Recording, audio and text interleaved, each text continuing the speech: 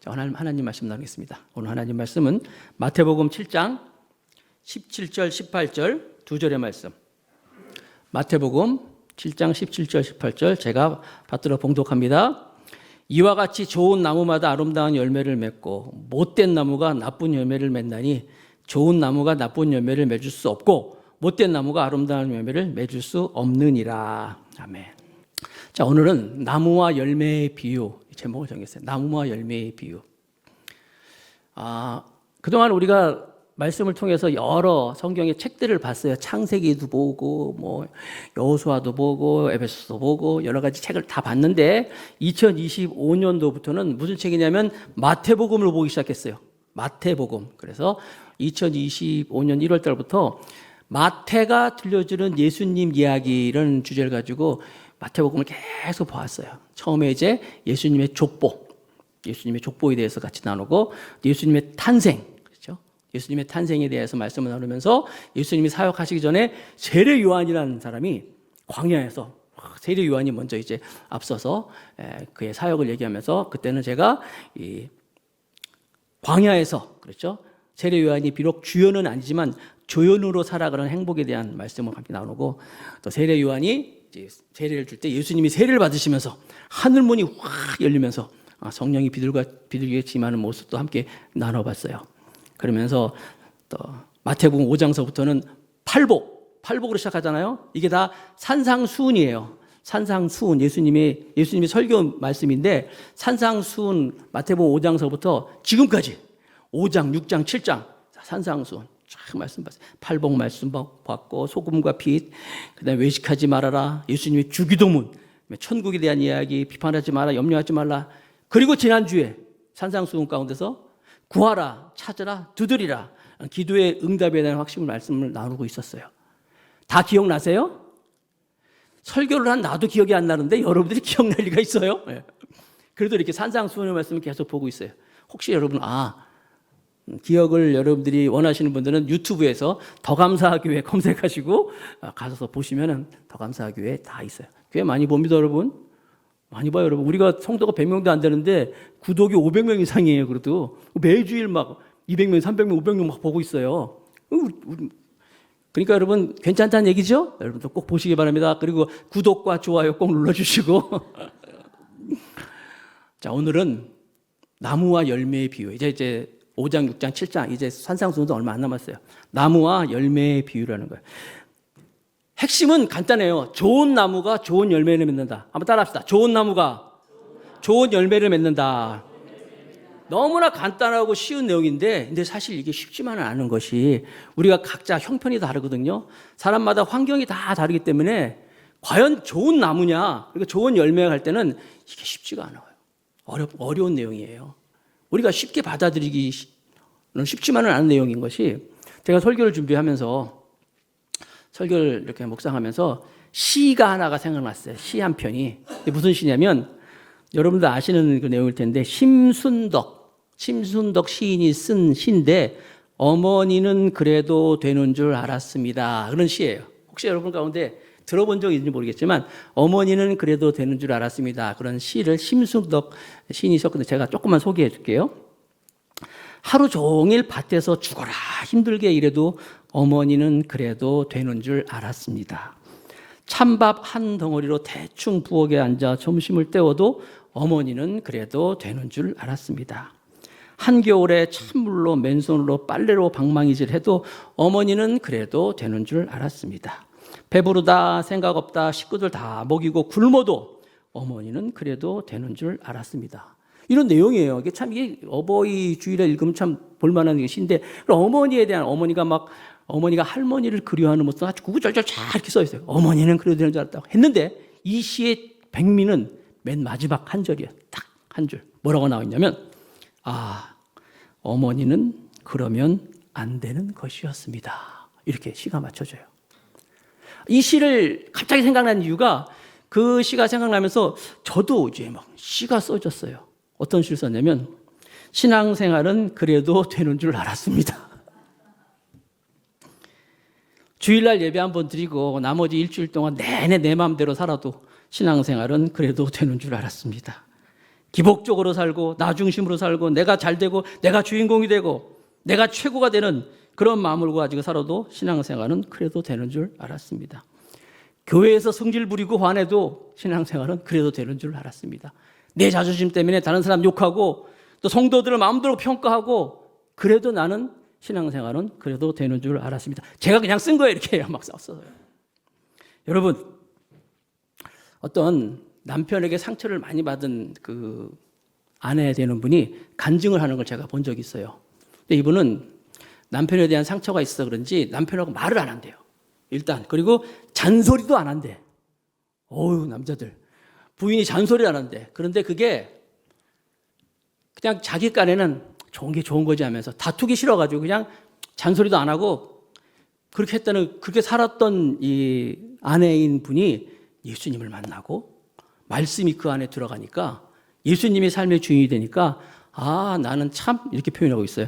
나는 참 불량 등잔. 예수님 빛과 소금이잖아요. 근데 나는 불량 등잔이었다. 아무리 기름을 부어도 빛을 발할 수 없는 그런 무늬만 멋있는 신앙이었고 속은 비어있는 가짜였다. 그러면서 이분이 남편은 사랑의 대상이지 믿음의 대상이 아니었는데, 이거 중요한 얘기입니다, 여러분. 남편은 사랑의 대상이지 믿음의 대상이 아니었는데, 이거는 여러분 남편뿐만이 아니라 여러분들 우리 주위에 있는 사람들이요, 사람은 사랑의 대상이지 믿음의 대상이 아니에요. 다시 얘기합니다. 사람은 사랑의 대상이지 믿음의 대상이 아니에요. 그러니까 우리 주변에 있는 사람들 믿음의 대상은 누구예요? 하나님밖에 없어요. 예수님만 믿어야 되는 거예요. 사람들 믿으면 안 돼요. 사람은 뭐라고요? 사랑의 대상이에요. 사랑의 대상. 목사님도 믿으면 안 돼요. 목사님도 사랑해요.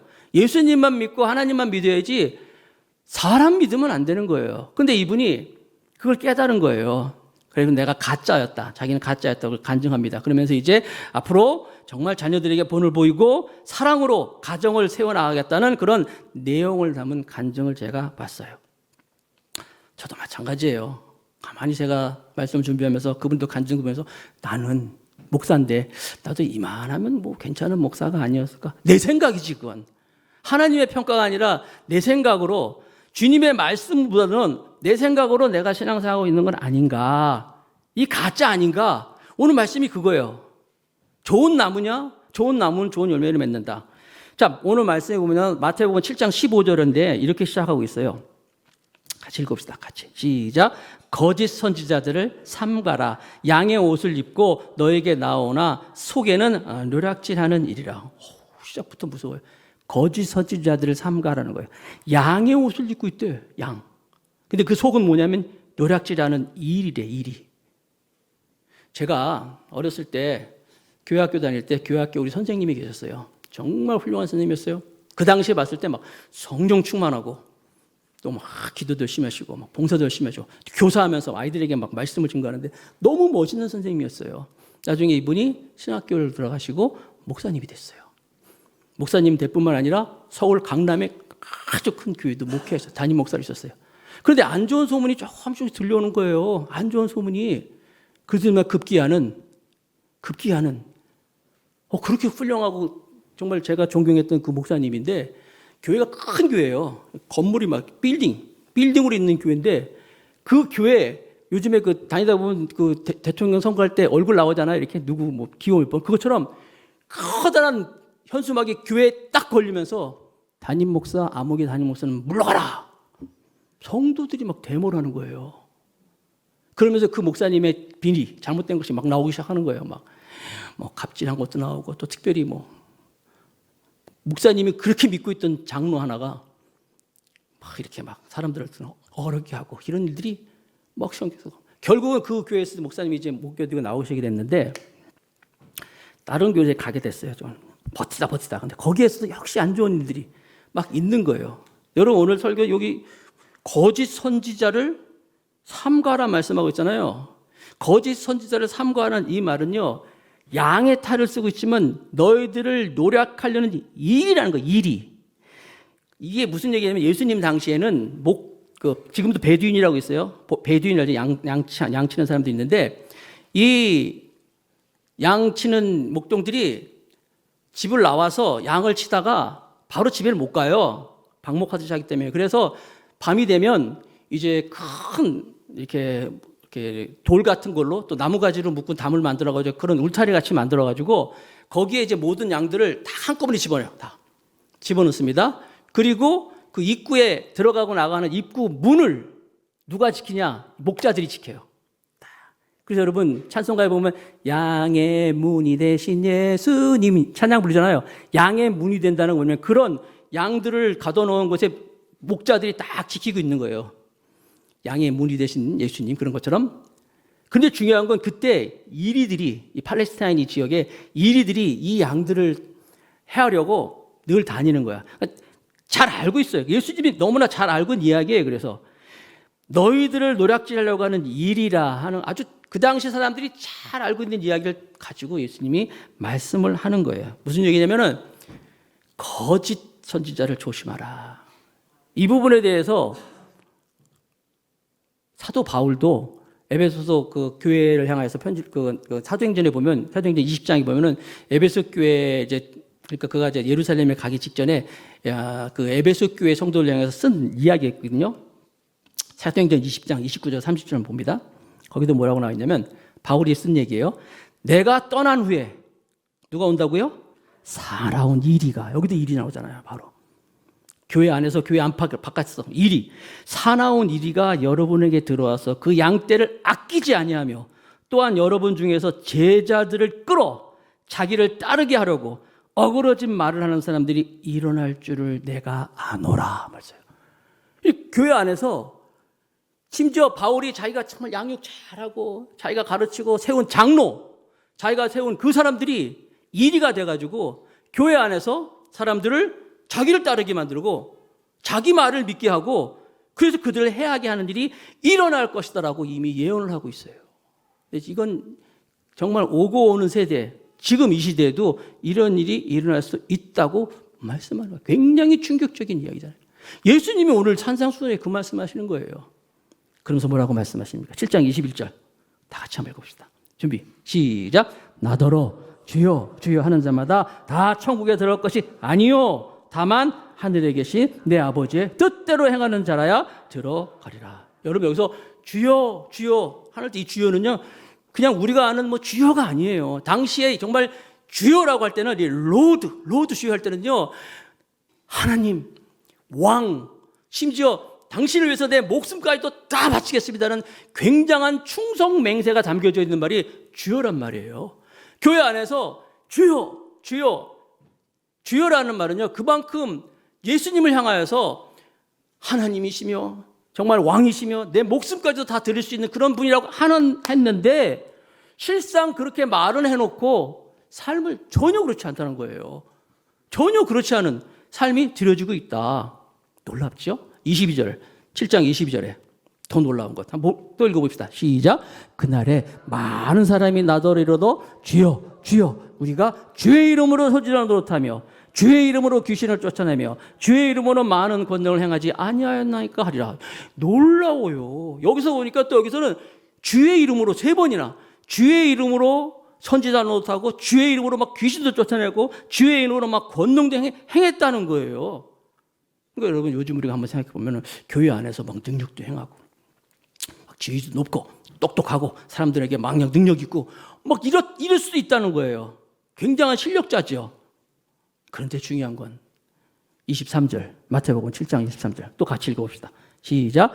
그때 내가 그들에게 밝히 말하되 내가 너희를 도무지 알지 못하니 불법을 행하는 자들아 내게서 떠나가라 하리라. 떠나가래. 불법을 행하는 자는 떠나가라. 특별히 뭐냐면 너희를 도무지 알지 못한다는 거예요. 우리는 막 교회에서 막 봉사하고 말이야. 능력 여기 있는 것처럼 능력도 행하고 그다음에 막 말씀도 막 증거하고 막 다 권능도 행하고 했는데 예수님 딱 만났더니 예수님이 Who are you? 너 누구냐? 너 누구냐? 나 너 모르겠다 라고 말씀하신다는 거예요. 굉장히 좀 심한 말 같기도 하는데 이런 일이 교회 안에서 있을 수 있다라고 예수님이 말씀하시는 거예요. 그러니까 거짓 교사, 거짓 지도사, 거짓 심지어 목회자, 심지어 거짓 그리스도, 가짜 그리스도도 나올 수 있다는 거예요. 가짜들이 너무 많다는 거예요. 특징이 뭐냐? 실력 있어, 막 능력도 있고 막 사람들 볼 때 굉장해. 막 그러고 있어요. 양의 옷을 입고 있어요. 양의 옷. 양의 옷을 입고 막 있는 거예요. 요즘 얘기하면 학벌 좋고 실력 좋고 머리 좋고 등등등. 근데 사실 요즘에 신문에 나오는 사람들, 뉴스에 나오는 그런 사고 치는 사람들 보면은 바보 같은 사람 없잖아요. 다 보면 똑똑한 사람, 좋은 학교 나오고 머리 좋고 말이야. 다 그런 사람들이 막 사고 펑펑펑펑 쳐가지고 막 뉴스에 나오잖아요. 미련한 사람, 바보 같은 사람은 별로 사고를 못 쳐. 그러니까 여러분 중에서도 이렇게 나는 뭐 좀 미련하고 잘 아무것도 안심하세요. 오히려 똑똑하고 교회 안에서도 마찬가지예요. 교회에서도 막 똑똑하고 머리 좋고 아주 날카롭고 막 성경 말씀 많이 하고 그런데 주님이 보시기에 좋은 열매가 안 나오고 나쁜 열매들이 나온다는 거예요. 나쁜 열매. 말로는 아주 요란하게 막 하는데 실상 그의 삶을 볼 때는 전혀 그렇지 않다는 거예요. 뿐만 아니라 여러분 요즘에 우리 주변에 보면 또 이 이단들 많죠. 이단. 특히 지난 내가 금요일인가 수요일인가 예배 끝나고 저녁 예배 들어갔더니 요 작전역에도 신천지 교회 안에 있거든요. 와, 거기서 막 신천지에서 막 사람들 나오는데 진짜 여러분 신천지에서 나오는데 젊은 애들이야. 멀쩡해. 그냥 어제 너무 그런 사람들이 막 나오는 거야. 내가 이제 부목사님 항상 그때 데리고 이제 집에 같이 가면서 내려주는데 누구야? 신천지입니다. 신천지 막 여기 신천지 교회에서 막 나오는 거야. 멀쩡해요. 아주 말끔하고. 근데 알고 있잖아요. 신천지가 어떤 곳인지. 잘 분별해야 돼요. 잘 분별하지 못하면 그냥 우리는 뭐 그냥 휩쓸려 다니는 거예요. 뭐 믿으면 다 되겠지? 다가 아니라는 거예요. 교회 안에서 또 교회 밖에서 이런 이리와 같은 나를 삼키려고 하는 우리 헤아려고 하는 자들이 많이 나타날 수 있다고 주님이 지금 산상수훈에서 지금 말씀하고 있는 거예요. 그러면 어떡할까요? 어떻게 하면 우리가 여기서 정말 좋은 나무가 되고 좋은 열매가 맺을 수 있을까요? 자, 봅니다. 좋은 나무, 좋은 열매가 되려면 속지 말아야 할 신앙의 모습이 있어요. 속지 말아야 돼. 어떻게 속지 말아야 할까? 7장 16절입니다. 마태복음 7장 16절. 자, 이제 중요한 부분이니까 큰 소리 들고 봅니다. 다 같이 시작. 그들의 열매로 그들을 알지니 가스나무에서 포도를 또는 엉겅퀴에서 무화과를 따겠느냐. 그들의 열매로 그들을 안다는 거예요. 열매로. 아, 이게 좋은 나무인지 나쁜 나무인지 열매를 보고 알 수 있다는 거예요. 열매. 또 20절. 마태복음 7장 20절. 또 읽겠습니다. 시작. 이러므로 그들의 열매로 그들을 알리라. 열매가 하는 거예요. 그러면 열매가 또 뭘까요? 어떤 열매를 얘기하는 걸까요? 신앙 고백 중요합니다. 예수님 나의 주 나의 하나님 고백이 없으면 안 돼요. 일단 고백을 해야 돼요. 고백이 있어야지 고백에다 베드로가 주는 그리스도시요 살아계신 하나님의 아들입니다. 고백하니까 내 고백 위에 교회를 세우리라고 주님도 말씀하셨어요. 고백 중요해요. 일단 고백이 출발이에요. 그러나 거기서 그치는 것이 아니라 고백 위에 우리의 삶이 여기 오늘 말씀드리자면 열매가 이제 나타날 수 있어야 돼요. 일단 가짜 열매는요. 오래 가지를 못해요. 우리가 한두 명은 속일 수 있어. 많은 사람을 속일 수 있어. 그러나 다는 못 속여요. 이게 지금 세상이에요. 요즘 뭐 인터넷 요즘 여러 개 많이 있잖아요. 몇 명은 속일 수 있어요. 그러나 다는 못 속여요. 다 나와 다. 속였다고 칩시다. 속였어요. 다 속여가지고 정말 괜찮은 사람으로 했다고 칩시다. 그러나 다 속이고 주님 앞에 딱 섰을 때 주님은 뭐라고 말씀하세요? 나 너 몰라. 불법을 행하는 자 떠나라. 주님이 또 판명해 주는 거예요. 우리가 스스로에게 한번 적용해 봐야 돼요. 나는 정말 좋은 나무인가? 나는 정말 주님이 보시기에 귀한 빛과 소금의 역할을 하는 사람인가? 아니면 나는 괜찮은 사람이지 않았는데, 괜찮은 목회자인지 알았는데, 괜찮은 집사님, 괜찮은 직분을 가지고 있는 나인 성도인지 알았는데, 주님 앞에 딱 섰더니, 너 누구냐? Who are you? 난 너 도무지 모르겠다. 이러면 안 되잖아요. 뭐로 알 수 있다고요? 열매로 알 수 있어요, 열매. 열매 그러면요, 우리는 성령의 9가지 열매 있죠? 성령의 9가지, 사랑과 희락과 화평과 인내와 자비와 양성과 충성과 온유와 절제. 이 9가지 열매가 성령의 열매예요. 성령 충만한 사람이라 그래가지고 알랄랄랄라 그리고 말이야, 기도 막 하게 하고 말이야, 교회에서 그게 성령 충만이 아니에요. 교회에서 기도해서 2시간, 3시간 기도하고 말이야, 할렐루야 하고 말이야, 그게 성령 충만이 아니라 열매가 나와야 돼, 열매가. 교회 안에서는 큰 소리로 기도하고 말이야, 사람들한테 찬송 부르시는데 실상 삶은 사람들에게 정말 버림받았고 인정받지 못하고 여러분, 선한 사마리아인이라는 비유 알잖아요. 선한 사마리아의 비유는 제사장이 나옵니다. 그리고 레위인이 나타나요.